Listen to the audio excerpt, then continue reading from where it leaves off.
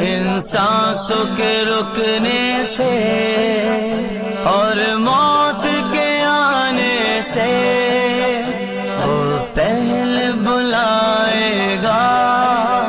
میں کعبے کو دیکھوں گا،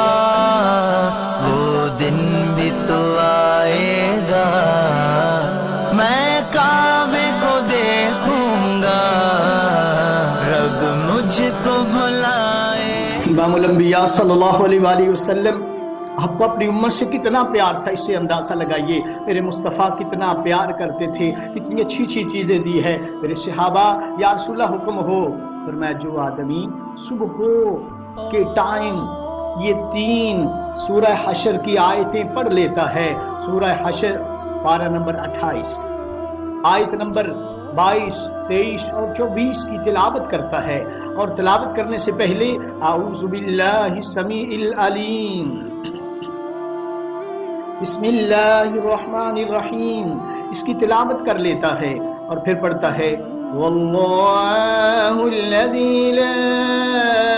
الہ الا اللہ عالم الغیب والشہادہ هو الرحمن الرحیم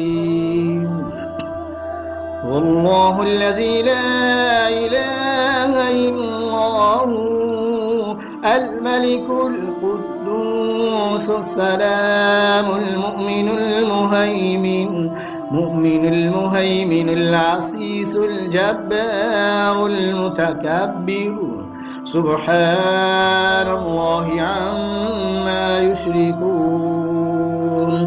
والله الخالق البارئ المصور له الأسماء الحسنى يسبح له ما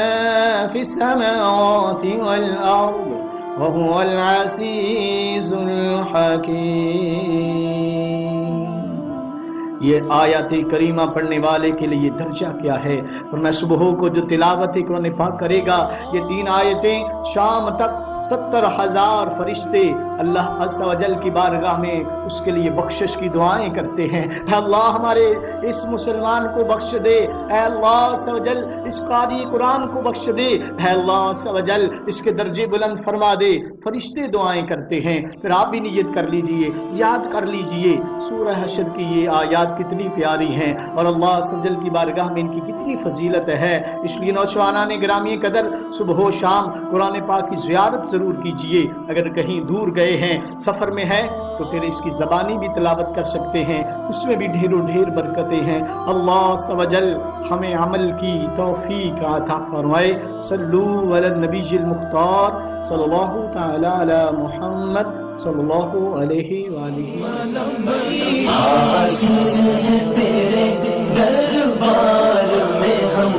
اللہ کرم اللہ کرم اللہ کرم اللہ کرم حاضر